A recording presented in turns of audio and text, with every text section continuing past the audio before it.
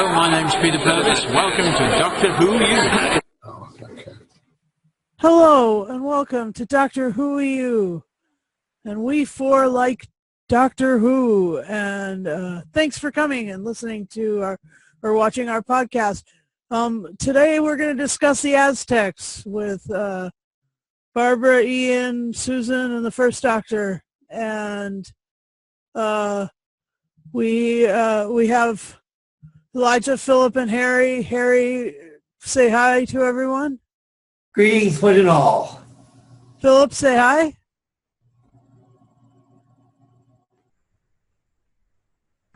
You're muted. That's okay. It was a great smile. Elijah?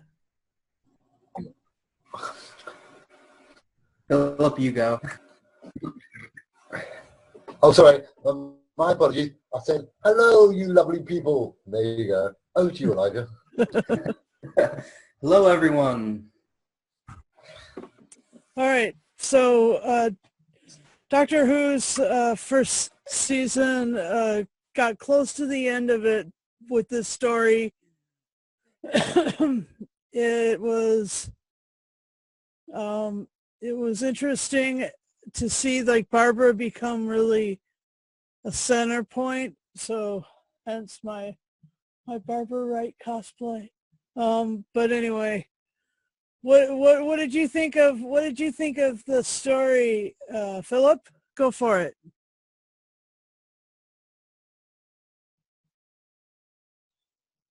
You're muted. Okay.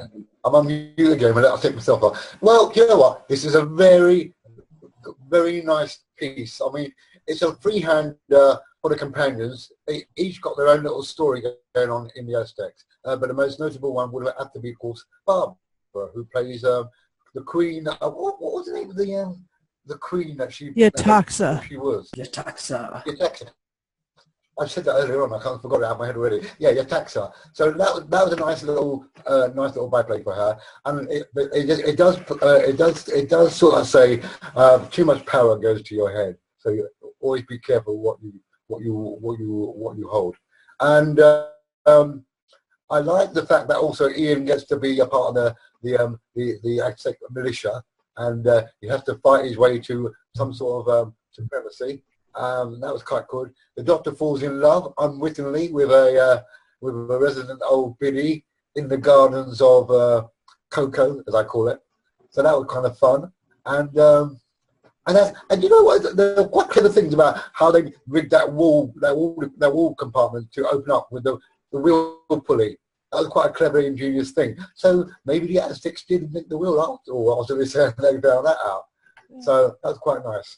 Overall, it's a nice story. It's very sedate, and it has lots of action when you need it. Yep, I think so too. Let's say hello, Alex. Thanks for coming. Hello. Would you like to discuss Aztecs, Elijah, please? Yes, the Aztecs. This is one of my favorite stories from the first season, along with the Daleks, because I absolutely love the Daleks. Well, I should say the Dead Planet. But this story is one of those that teaches you a valuable lesson of not letting power get to your head, and then also the fact of you can't change history, not one line. And for each character to have their own different thing going on. And you have Ian fighting. His fighting scenes were pretty cool. Let's see what else. I'd have to say for a sort of historical, this one really steps up the mark. Marco Polo as well, but this one has to be one of my favorites because I can go back and watch this one and never get old of it. So Good. Yeah. Alex, would you like to discuss the Aztecs? Yeah, it was interesting. Unfortunately, I didn't have the one when I saw it on regular TV. It didn't have the best copy, unfortunately. But it is interesting. It's a historical with a little bit of time travel in it, and it's funny how he says you can't change history and all that. So I'm trying to remember if that's one of the main stories that they started saying, you know, oh, there's rules and we can't do this and we can't do that. I think that was that was the first one they did it. Yeah, and then also the doctor gets married accidentally. Funny how he doesn't seem to realize. You'd think he'd know about the culture. Okay, Harry, please tell about the book then. Ricardi did a superb novelization. Again, he did a great one with Marco Polo. He did another very good one with the Aztecs. He really caught the flavor. He caught the feel of the story. He got the feel of the culture. I mean, he really did a bang-up job with the story.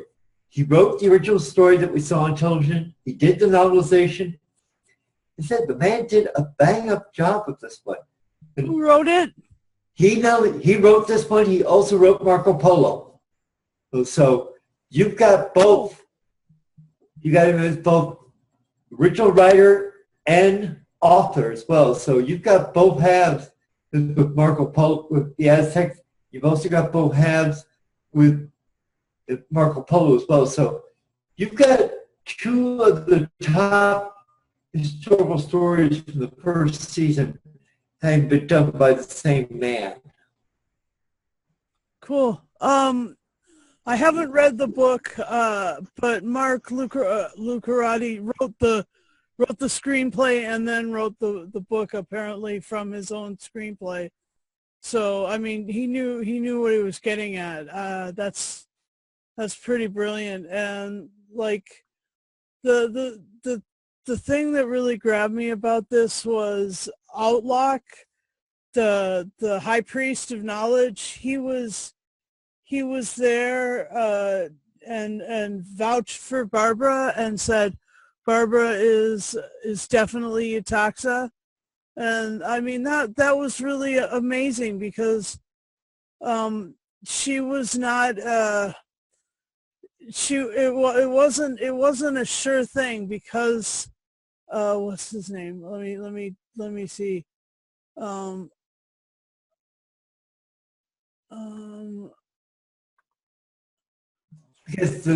Let's see. His name is Tloxel. Tlox. Yeah. Anyway, he was. Tlox is the priest of knowledge. Tloxel's sacrifice.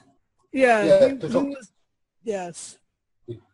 Yeah, his name is Totoxel. So you have to go Totoxel. No. And he. But anyway, yeah, go on. And he was. Yeah. So he was willing to fight Ian, and he was also willing to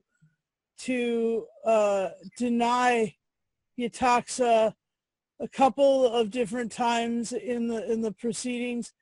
Susan, my favorite, you know, she was sent off to seminary, like I was sent off to seminary, so that's always like, it always seems like, you know, kind of like a parallel in my life. I found really kind of intriguing.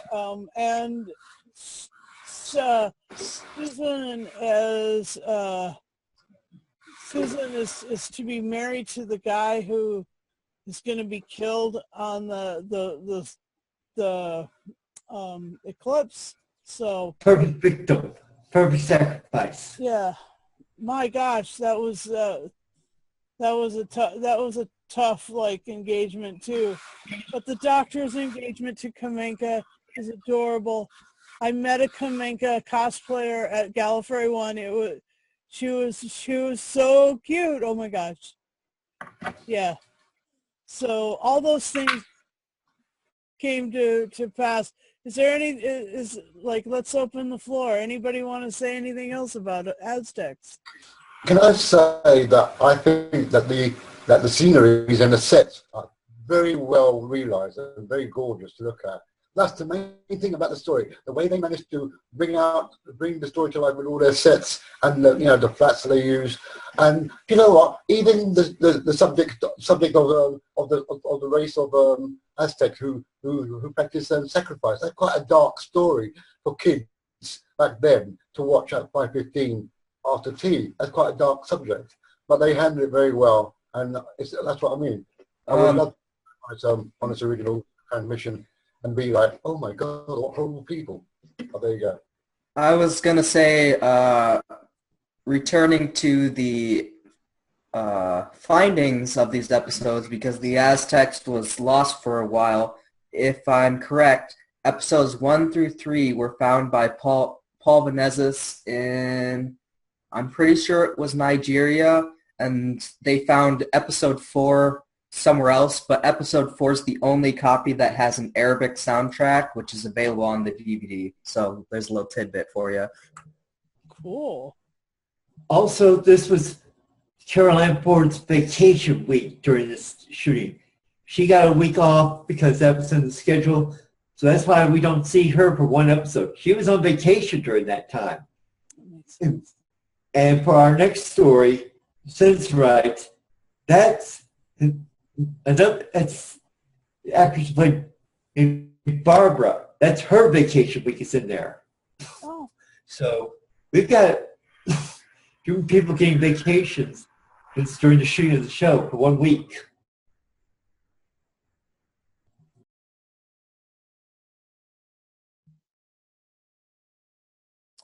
Well, I'm really grateful for you guys being here. Aztecs was amazing. That was the TARDIS taking off. I'm sorry, we have to go now. We have other adventures I'm sure to attend to today. I'm looking forward to the Censorites. I love a little bit of mind control and a little bit of that. The Sense Sphere. The Spence, yeah. Censorites is a good story. Yep. And thanks everybody for coming and putting in on Doctor Whoooeeooo. And thank you to Peter Purvis for the shout out from Gallifrey One. And see you guys in a little while with Censorites.